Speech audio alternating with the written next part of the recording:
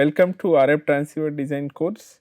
We are discussing about transceiver architectures, and in last class we have summarized all the receiver architecture, and now we will go forward for the transmitter architecture. So, initial uh, difference I already discussed the difference between transmitter and receiver.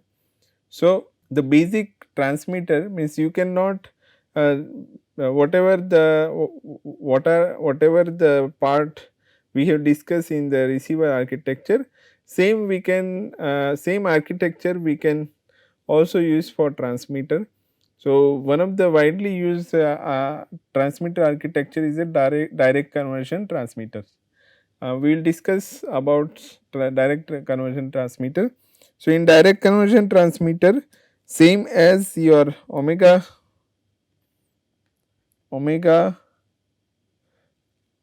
LO is equal to omega RF. So, here the difference between the RF transmitter and receiver is that, as discussed in the last class, here up conversion will happen. So, the baseband signal will be up converted to the RF frequency and the LO will be applied, and here because it is a direct conversion transmitter, we use a IN means quadrature modulation. So, quadrature multiplication will do, and then there is a requirement of power amplifier and matching network. So, for transmitter design, the most important part is the power amplifier. So, this is a very important uh, component of a transmitter. So, what are the issues in the direct conversion transmitter? One of the issue in direct conversion transmitter is the IQ mismatch. We have already seen the IQ mismatch in the direct conversion receiver also. Here the problem is if there is a change I and Q, if there is a change in the phase of LO or the change in the phase change of the amplitude, then there is a unwanted sideband will occur, and that unwanted sideband divided by the wanted sideband, that will give us the IQ mismatch ratio. So, that is generally considered between unwanted sideband divided by the wanted sideband, and here epsilon. So, this is the same equation that we have discussed for the even image rejection ratio, or even the we have discussed for IQ mismatch. This is here epsilon is a amplitude mismatch and theta is a phase mismatch. So, based on phase and amplitude mismatch, we can have a IQ mismatch. So, this is one of the issue that needs to be careful, and how can we get rid of this? We should have a good design of sensitizer or PLL which can generate the quadrature cos and sine, which has not that much variation in the amplitude and phase. Another important parameters that we need to understand, that is a carrier leakage. So, how the carrier leakage occur? So, if we write the V out, if we write the V out, and that will be given by, if this is a message signal MT cos phi plus V offset 1, that and cos omega Ct minus, again there is a message signal sin phi plus V offset 2 into sin omega Ct. So, how this V offset in this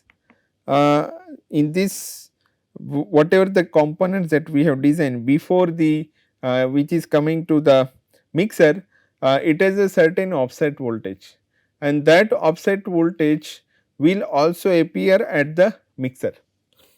This, because of this offset voltage, because of this offset voltage, that is V OS1 and V OST, this are combination of all the offset that are present in the transmitter. So, this is a total DC offset. So, and this is applied to the mixer. What is a V out? Now, if we write V out T, which is equal to MT cos omega c, we are just interested in the up conversion, that is why we write V offset cos omega ct plus phi plus V offset cos omega ct minus V offset cos omega ct. So, when we multiply this with cos omega ct, we will get this term. So, this is a desired message signal which is up converted at the omega c frequency. However, these are the offset which are the not desired one. So, we can find the relative carrier leakage. So, relative carrier leakage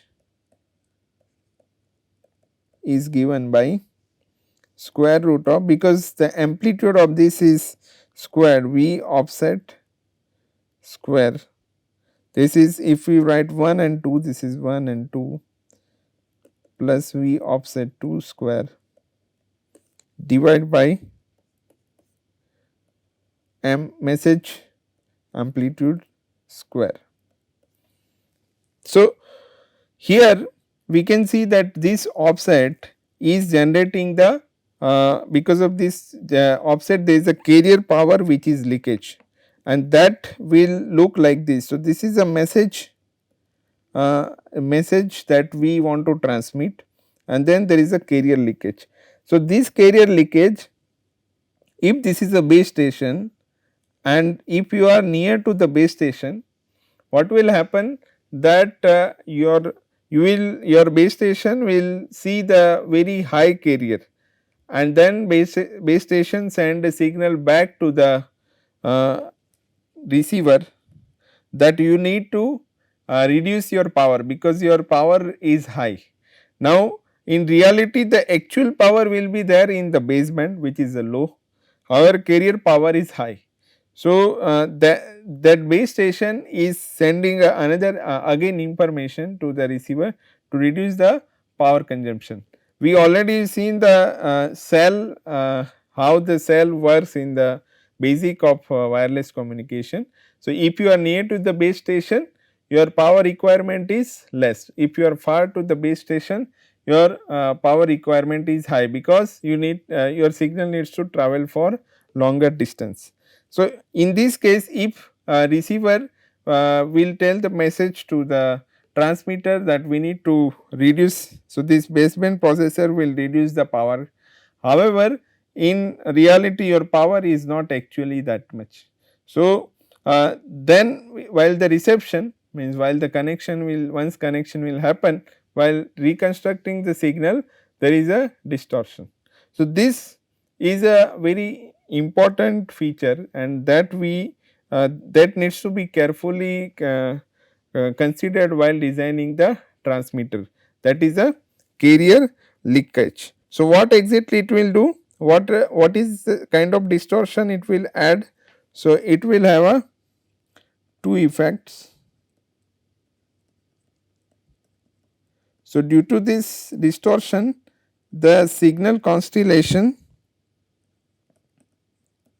carrier leakage signal constellation will change, and another effect is your carrier power dominates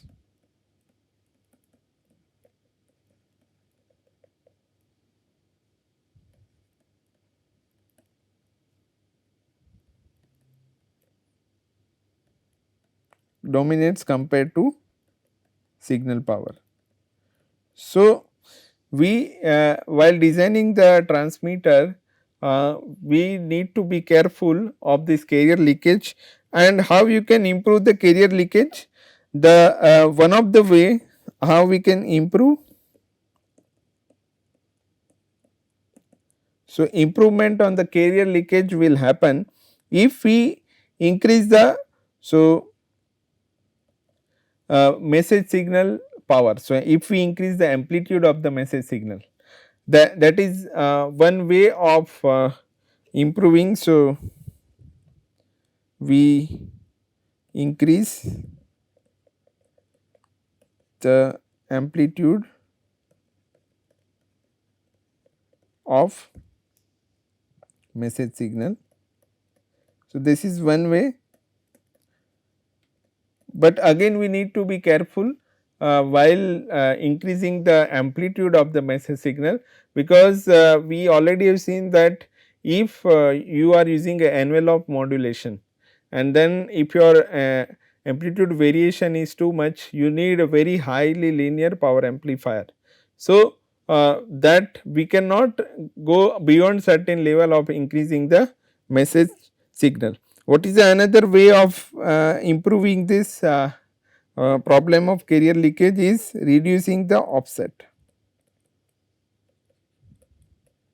So, offset is in our hand, which we can reduce. So, in order to do that, there are various offset reduction circuits or offset reduction mechanism needs to be added in the transmitter, so that this problem of carrier leakage we can reduce.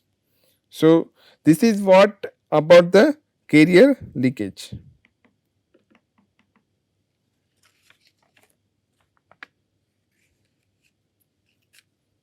Then important is the mixer nonlinearity.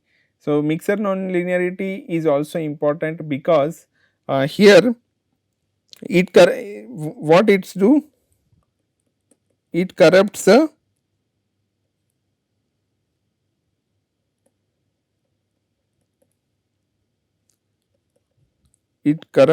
signal or raise the adjacent power. So, what exactly it will do, I will. So, there is a problem of the adjacent power. If adjacent power will increase, then there is a we already have seen spectral regrowth. So, if this is a actual desired signal, but if your adjacent power will increase, then your signal will have something like this.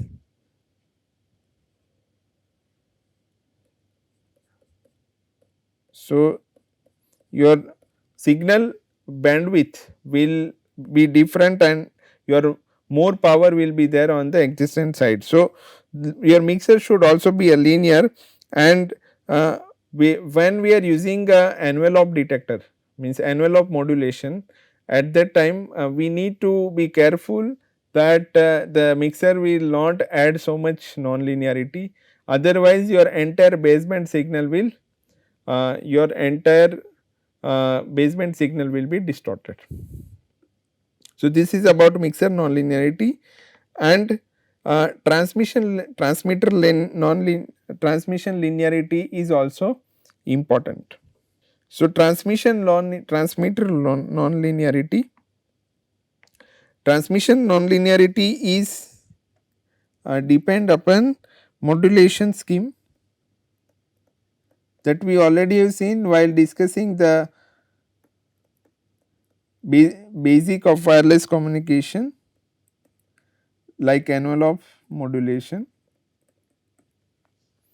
or another is a spectral regrowth. So, if there is a transmitter has a more nonlinearity, there is a more spectral regrowth. We already have discussed about spectral regrowth in the while we discussing the basic of wireless communication, where actually your signal will be something like this, but due to spectral regrowth it will be something, there is a spectral regrowth will occur, and that will distort your actual signal. So, this is happened because of the transmission nonlinearity, and this mostly dominated if we see the circuit parameter, that is a compression.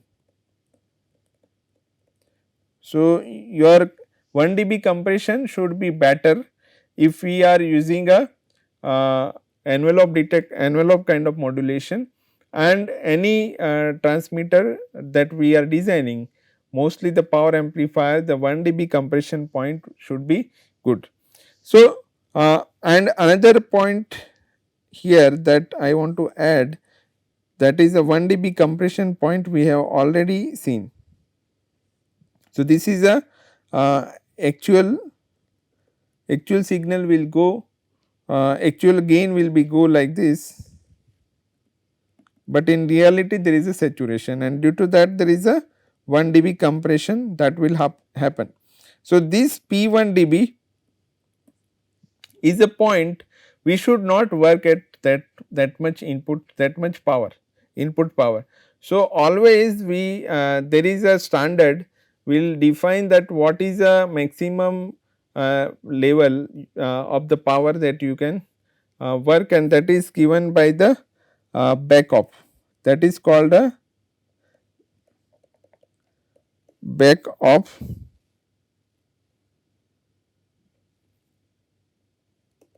And what exactly meaning of backoff? Let us take one example here, that if average power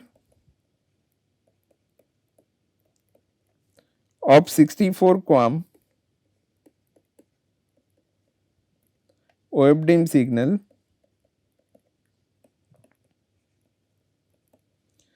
must remain, so this is defined in the standard, must remain 8 dB below of P1 dB. What it says that if you know the P1 dB of your power amplifier, then you need to be 8 dB below, you need to work, and that is called a so your circuit, what it is called, your circuit must operate 8 dB backoff. So, this is what backoff means. So, we should not make our signal to be nonlinear. So, when we apply the envelope modulation, that will be below the 8 dB, and its variation should not be that much high. If let us say this is a waveform signal, and we also have seen the peak to average power ratio for the OFDM. So, if that peak voltage is too high, then we need to be careful that it is not going beyond this backoff. And in order to have the sufficient linearity, in order to have a sufficient linearity,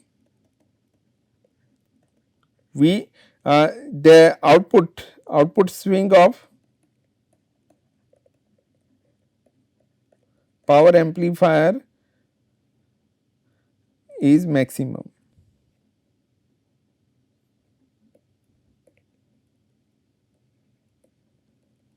So, in order to do the maximum swing, output maximum swing,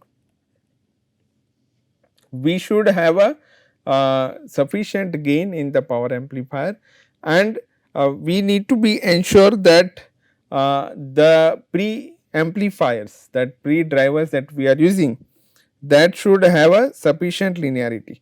So, this graph here, what it says, that when we are doing the transmitter design, at that time we also need to be careful about the swing at each stage of the amplifiers. So, at let us say at the base band you have a swing of VBB, and then after the multiplication and adder amplifier you have a swing of Vx, and then we have a swing of VDR and V out. that is the output swing. So, all this swing you need to be carefully consider, and your PA pre-driver means power amplifier require, that is why power amplifier require a pre-driver which has a sufficient linearity added, and it has a sufficient input amplitude which is given to the power amplifier to get the maximum voltage swing. So, for example, the maximum voltage swing will be 20 volt for 1 watt of power. So, this much high voltage swing you required, then your all other preceding stages should have a sufficient linearity, and it should not provide that much high input, so that there is a compression will occur. So, this entire voltage needs to be carefully considered while designing the transmitter. Then another problem is oscillator pulling. So, we are let us say very high voltage is going to come at the power amplifier output, and its swing is too high. We have already seen that is a 20 volt. So, some of the power or some of the voltage will be feedback means to the oscillator. So, it will go back to the oscillator and mixer will not have that much sufficient isolation. So, what will happen that you have a, this is a complete baseband which you have up converted. Now, out of that some of the portion that is at delta omega, if it will feed back to the your LO, then what will happen that this is a LO input and it is giving, it is observing the delta omega input, and if there is a phase change, this is a phase diagram. So, output phase over the time diagram is given. What will happen that at each iteration there is a delta omega change will happen, and that will add a 90-degree phase shift. So, this is a 90-degree phase shift that is added. Now, this 90-degree phase shift after a certain point of time, because your LO also has a positive feedback, and that will also add the more phase change, and at one point there is a 360 rotation. It will try to change the oscillation frequency, and you can see that at certain point you have a change in the frequency. So, this is a output spectrum. If you try to draw the same thing in output spectrum, so this is a injection, omega injection, then you will have a omega injection plus baseband that will happen, and these are the all the spectrum of all the second third harmonic of baseband will be added, and you require your omega LO should be set at this frequency, but then it will be injection pull to other frequency omega LO plus delta omega.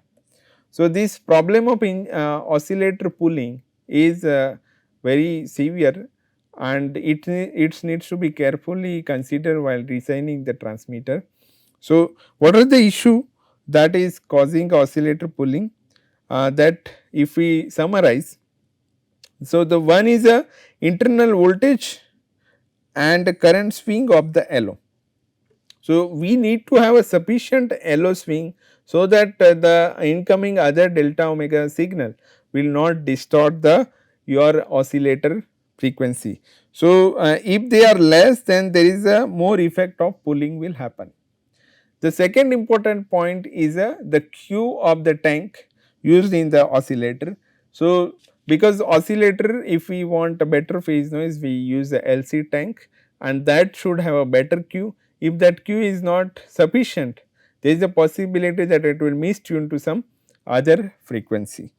Then third is whether the PA output is a differential, in which case its pulling to the LO is 30-40 dB lower if it is a single ended, and how much is the feedback loop controlling the LO counterparts the pulling. So, if we have too many feedbacks in the PLL or synthesizer, and that needs to be reduced, then this pulling, because if there are more feedback, there is a possibility of the injection pull is high, and the symmetry of the layout, and type of packaging. So, this because if your packaging is better, the if you are using a off chip power amplifier also, then there is a power leakage will not be that much high, and if your layout is symmetric, then the phase difference will not be that much high.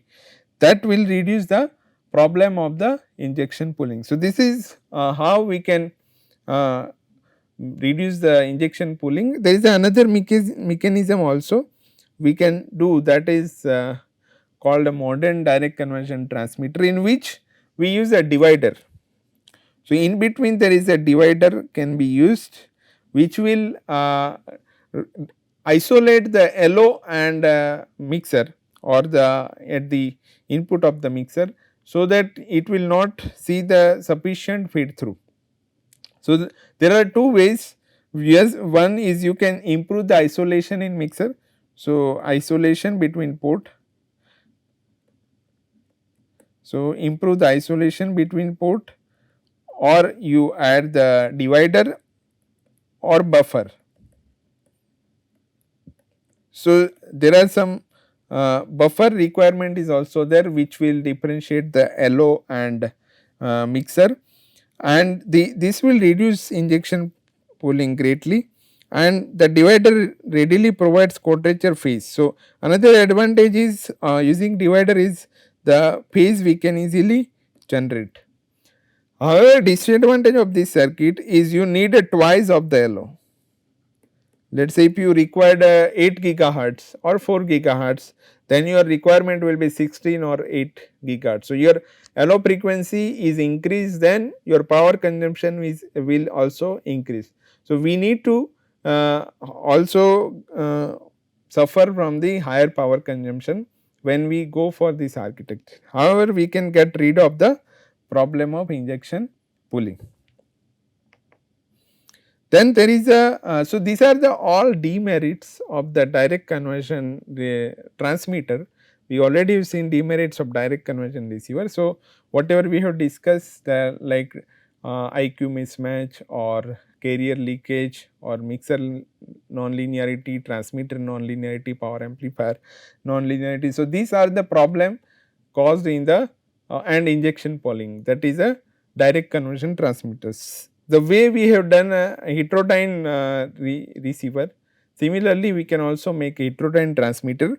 So, same thing, here you need a 2 LO, this is a cos omega LO, and here it is a sin omega LO, sin omega LO2 T, and then another cos omega 2 T, which is up converted, which will, so this you can at the baseband you up convert to certain frequency, and omega 2 that is a at higher frequency, and here you will get, this is a omega 1, then your output you will get omega 1 plus omega 2. So, this can also be considered as a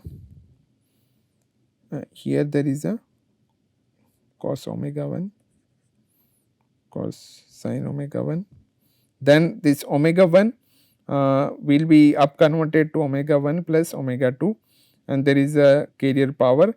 So, this now this is a carrier, that is carrier leakage problem can be solved because the if we use a base band pass filter here, then that band pass filter will filter out the omega 2 component, and only omega 1 plus omega 2 will be transmitted. So, there is also same problem of carrier leakage will be there, like we have seen in direct conversion, and the more severe problem is a mixing spurs, because we are mixing at 2 times, there are n omega 1 plus or minus m omega 2 plus or minus m omega baseband. So, this many, and where n is equal to m is equal to n m L is equal to L, which is 1 to n. So, there are many mixing spurs will happen, and that will distort the baseband this baseband transmitted signal. So, that is the demerits of heterodyne transmitter. Then one of the transceiver architecture, transmitter, mostly it is a combination of transmitter and receiver, where on off keying also widely used. So, why we are discussing here on off keying? Because there are many application like IoT where we do not require a very complex modulation, and we are more concerned about the power consumption. Our data rate will be less. So, we here we can use a simple modulation scheme that is called on off keying. So, there are two ways we can implement the on off keying. One, we can switch the LO frequency by changing the amplitude 1 to 0, 1 to 0. So, the carrier will be transmitted, and when there is a when there is a 0, the carrier will not be transmitted. So, this is same like a amplitude shift keying, and then there is a power amplifier and it will amplify the signal.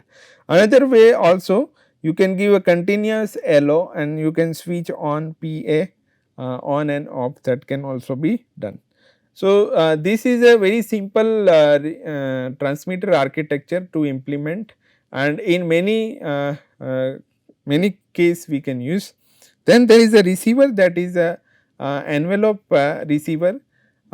You just use the envelope detector and low noise amplifier, you can detect the whatever transmitted signal that you have sent. So, this is the simplest architecture, it is a low cost, low power, it can be used for low cost, low power application. So, this is what about all we have discussed about the RF transmitter and receiver architecture.